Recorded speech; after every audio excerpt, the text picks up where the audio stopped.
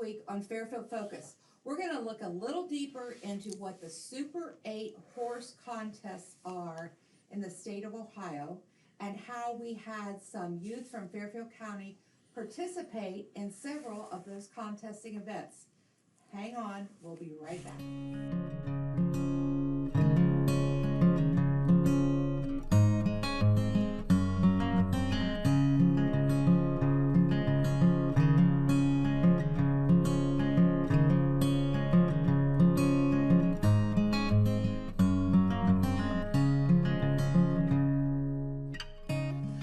Connie Smith with OSU Extension in Fairfield County, and today on the 88.9 WLRY farm page, we've gone horse crazy.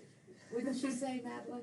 Pretty close. Pretty close, yeah. So I have young ladies with me from Fairfield County Horse Clubs. I have Madalyn Sullivan and I have Ashley Love. Ashley, how many years have you had a 4-H horse project? I've had a 4-H horse project for about 7 years. Okay, tell me just a little bit about that horse. So my horse is Cruiser. He is an American quarter horse and he's 19 years old. We do pretty much everything, so English and Western, but we don't do contesting. Okay, so I'm assuming he is a gelding? Yes. Okay, and that's a male horse? Yes. Right? For our listeners. How did you find that perfect horse for you? So basically, it's actually a little bit of a funny story. It's kind of, this was before the times of horse selling on Facebook. Yeah. And there was an advertisement, and he had been posted for 2 years, and no one wanted him or anything. Really? Yeah, so my old trainer found him. They're like, oh, we should go check him out. You know, let's go to Powell and check him out. So I went and checked him out, and we just clicked immediately. You did? Yes, yeah. So is 19 considered an old horse? It honestly really depends on the breeds, because some breeds like to live longer. So 19 is for American quarter horses. That's getting on the edge of being a little older. Okay, perfect. Okay, so tell me, you ladies all participated in the Ohio State Super 8 horse events. And Madalyn, I chatted with you about your horse. I've chatted with you about communications contests. But now you're going to tell me about Horse Bowl. Now, what in the world is that? That's like, it's Equine Jeopardy. Jeopardy? So you're paired up in a team of 4, and you go up, and they have judges sitting there, so the judges ask you questions, and you sit there with the buzzer, and if you know the question, you buzz in. Oh my gosh. Is that nerve-wracking? It can be. It can be? I would think that sounds a little tough. Yeah, it definitely requires a lot of studying and reading. And when you put on the spot, sometimes you think you know it, and then you push the button and you're like, I know this answer, but it just goes right out the back of your head. Yeah. So let me ask you this. How do you practice for Horse Bowl? Does our county have like some kind of little apparatuses that you could practice with, or how does that work? In previous years, we've all just kind of, we have had buzzer sets before. Okay. But sometimes we just kind of go by the eye and we throw our hand up, and whoever gets a hand up first gets to answer it. Okay. So how did Fairfield County do in the Horse Bowl contest? I think fairly well. Well, let's explain fairly well. 10th overall. 10th overall? Yes. Yeah. So I'd say that's pretty daggone good, wouldn't you? How many participants are there in a Horse Bowl contest? Are they kind of from all over? Oh yeah, all over Ohio. There's lots of people who do it. Yeah. And how many people are on the Horse Bowl team? 1, 2, or 3? There's 4 people in a Horse Bowl team. 4 people. So were you guys fortunate enough to have 4 from Fairfield County, or did you have somebody from another county on your team? Yes, we had 4 from Fairfield County. That's great. That's awesome.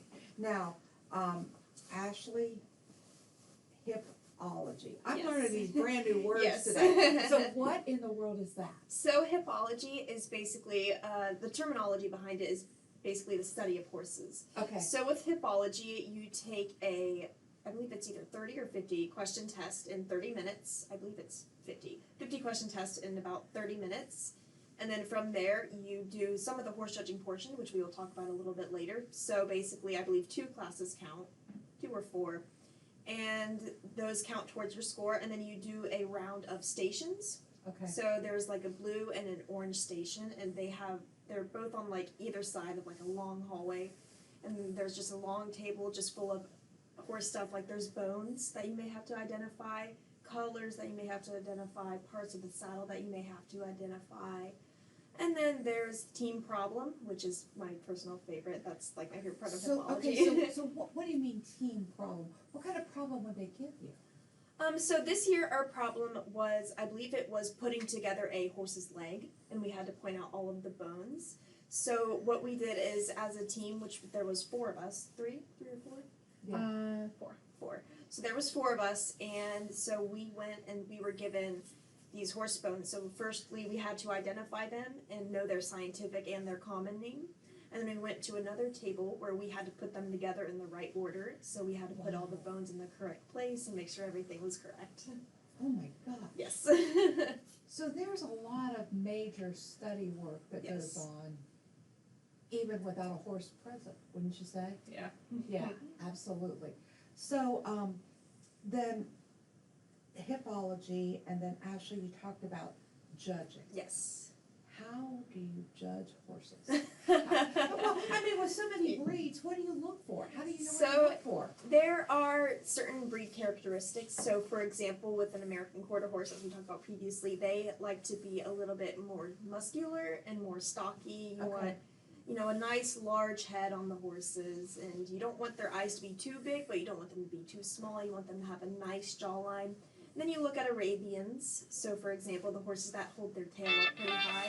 That's one thing that you would also like to look for. Mm-hmm. And their ears can be a little bit kind of pointed, and you want them to have a smaller face and have that dish. It's called a dished face, where it bends in. Okay. So you look at these in what are called halter classes. So, for example, there's Western halter, Western showmanship, English halter, and English showmanship.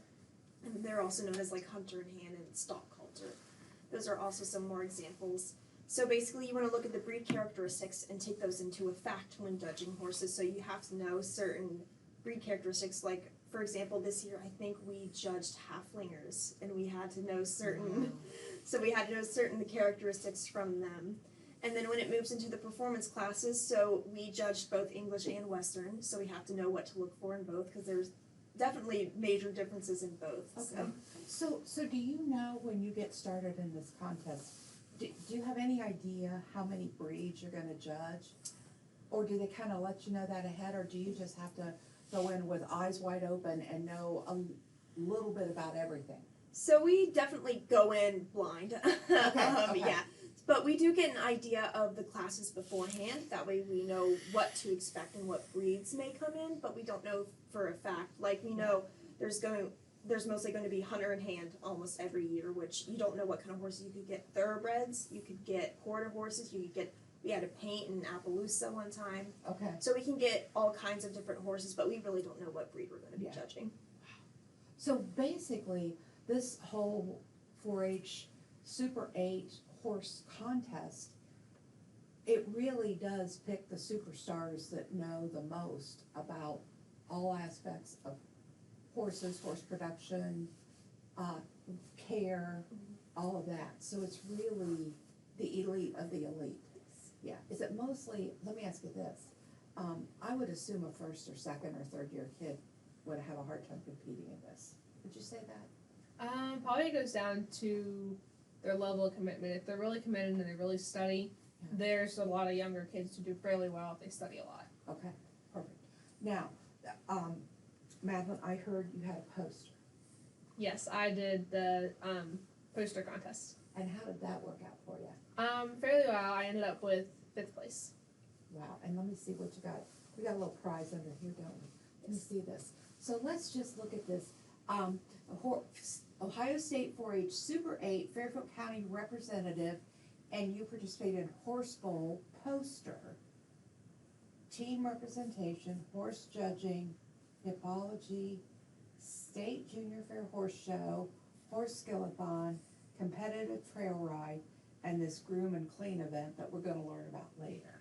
Like a horse with a mud pack. Is that what it really is? Yes. Yeah, absolutely. Well, how cool is this to have members of the Fairfield County 4-H Super 8 horse club with us, or those elite members of the 4-H horse clubs here in Fairfield County. We're proud that they're with us today. We're proud of your hard work, ladies. This is awesome. Thanks for being a part of the 88.9 WLRY Farm Page. Well, I'm back with even more members of the Fairfield County Super 8 horse event team. And I have Gabby Gugliemotto with me, and I have Jaden Triplett with me. Oh my gosh. Now, what did you two get into? Tell me this. Jaden, what were a couple of the events that make up the Super 8 competition that you participate in? You're going to tell us about. State Fair and Horse Skillathon. Okay, State Fair Horse Show, correct? Yes. So tell me this. Knowing that you were going for the Super 8 contest, did you automatically just get to go to State Fair, or did you have to go through, is it county point shows to get there? You have to qualify through PAS, Okay, and I went for contesting, but you can also go for other disciplines Okay. in horse, like so how many events before State Fair did you have to participate in to know you were going to qualify just for State Fair? you have to at least qualify in 2, but there are 4 for contesting that you can qualify Okay. for. So you went to 2 horse shows or 4? Well, I just went to 1 PAS. Okay, They're not really horse shows, they're kind of like you have to meet a certain time limit on that pattern oh, okay. to be able to go. Well, how long does it take you to teach that stubborn Mary you told me you had, those patterns? How does that work? Well, I've been working with her for 6 years, so it's kind of just been building on each year Uh-huh. and being more consistent in her patterns. Yeah. And Does she get better every year? I would like to think that. You would like to. Is it a new learning process every year? Not necessarily. She knows what she's doing, just whether she wants to do Yeah. that or not is the question. So kind of like a teenager, maybe? Yeah. Maybe. I mean, no. she's 15, so. So, yeah. Well, I guess that kind of, yeah. I think we're good there. So Gabby, tell me a little bit about. You talked to me about the trail ride. Yes. Now, what is that about? Okay, so the state competitive trail ride is probably one of my favorite Super 8 events. So for juniors and first years, it's a 10-mile ride. But for me, a senior and a second year, it's a 22-mile ride. Holy heavens! Now, How long did that take? 4 hours. Wow. So pretty much you have to be within a time frame. So you have to be within 4 to 4.5 hours because you have to make sure that the horse isn't getting overworked. Yeah. So in the first 11 miles, you're going to have a 10-minute break randomly in between those miles. And then at the 11th mile, you're going to have a half-hour break to cool your horse off, let them get a drink. And then between the last 11, you are going to have another 10-minute break. Okay, so let me ask you this. How in the world, where does this all happen at? I mean, It happens at Cedar Creek. okay, so they kind of have this route mapped out for you. They do. And so it's just kind of all time. How many people compete in that? Well, in my age group this year, I think there were around 20 to 30 people. So do you kind of ride in a group, or you kind of by yourself? Or? Well, you're not really supposed to be in a group. You're Okay. supposed to kind of just do this by yourself with you and your horse. Okay. So why is that one of your most favorite events? Because my horse is kind of crazy, for all of you that don't know. And she thinks it's a race, and she goes out and does this 22-mile ride, and then she's done, and we untack her, and then like 10 minutes later, she's like, let's do it all again. And so, Really? yeah. So is this a horse you have in training, or is this one that you've ridden for several years? This is the horse that I've had since I was little. She's Okay. my barrel racing horse, so she's got the energy and the speed and everything, so it Okay, all works out. Is that the kind of horse you want to take on a trail ride? One that's energetic and pretty fast? Well, it depends. If you want to do an endurance ride, then yes, that is good because you have a horse that's going to last you the whole time. Okay. Whereas if you want to do a nice relaxing trail ride where you're going to walk through, yeah, you might want something a little calmer. Yeah, I would be for the calm horse. I would be all about the calm horse.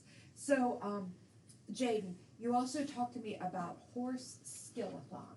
Now that's a big knowledge test, isn't it? Yes. Yeah, so tell me some of the stations that are in the skillathon. So usually they'll have 4 different tables set up, Okay, and at each station there's something different. okay, So there could be from horse breeds, and you have to match like a picture of the horse to the breed, or it could be different feeding things that you use, like oats, type of mineral oil, Okay, yeah. and it can just range from any amount of knowledge. Okay, yeah. How hard is it to prepare yourself for that? It just depends how, like, well you study and how much you prepare yourself, like, And how much you really know about your horse, don't Yeah. you think? yeah. Yeah, really. Do you enjoy that? Yeah. Yeah. I like to get to know, like, more things. Yeah. Did you think you learned from that? Yes. Even what you might have not done correctly, you probably will know to study that portion again in another year, you think? Okay. All right, now this is the one I'm waiting on, Gabby. Because we talked about this, and this was a groom and clean, and I gotta tell you, when I started reading this, it actually sounded like a horse mud pack to me. Pretty much. Pretty much, and let me just read this so I'm really understanding this. Members competing muddy their horse from tip of the ears to the hooves. Why in the world would you want to do that? And then from the tip of the nose to the end of the tail. The mud is a secret special blend that is mixed up the morning of the event. And then you give the horse time to dry, and you as exhibitor or participant are supposed to clean that horse up. Is that? Yes. That sounds like work. It sounds like almost craziness work. Honestly, So tell me it's how fun. that happens. Okay, so when you get there, you have to muddy your horse, which is in my opinion, the best part, because not only are you muddying your horse, but you're also muddying your fellow friends and teammates. Okay, okay. So it's basically just a huge mud fight between you, the horse, and everybody else. And then afterwards, it's like you're all fighting over the water bucket trying to wash everything off. Wow. But then you have to let this horse dry. And after you let it dry, you have to clean it off with a select few supplies that they give you. So it's a lot of teamwork, though. So Yeah. you have to have one person on each side of the horse. So at are you each doing time. teams of 3? Is Yes. that what it is? Okay, Yes. okay. But it's like a lot of communication because you have to have one person on each side of the horse at a time. You have to have specific jobs for everyone so that everyone has a job so that the judge can go around and say, oh, well, look at that. They're using a lot of teamwork. They're doing really good. And you also have to take a quiz with it, too, a 50-question test. And then you have to do a showmanship pattern. So you have to show the judge that you can control the horse on the ground. You guys have worn me out today with all this. You know that? That's a lot to do. And you had to do it all in almost, what'd you say, like a 9-month period? Yeah. Yeah. Wow. Are you proud? Yes. Yeah, I would be really proud. How cool is that? Now, once you do well in this contest, can you do it a couple different years? Or Yeah. is it just a one and done? Yeah, you can keep doing it. You can keep doing it? Jaden, are you gonna keep doing it? Yes. You are? It's really fun. Yeah. And how about, well, this is your last year, so, Yeah, I'm going to try to do it my final year. yeah. But you're busy. I mean, Yeah. you're in school and yeah, Oh, yeah. absolutely. Well, congratulations to all of the members of the Fairfield County Super 8 horse event team. Oh my gosh. That's a lot of work, ladies. And how fun is it? I mean, it kind of sounds like in a lot of it, the whole game is some teamwork. Oh, yeah. Yeah, perfect. Well, we're always pleased to feature youth on the 88.9 WLRY farm page, but really even more happy to feature youth who really excel in a project that they really love. And a horse is definitely a year-round, year-to-year project, as you've heard from a lot of our friends here say. You know, some of these horses have been with them for 6 or 7 or 8 years, or maybe even more. So we congratulate them, and we thank them for their dedication to those animals. How cool is that? This has been Connie Smith with OSU Extension in Fairfield County.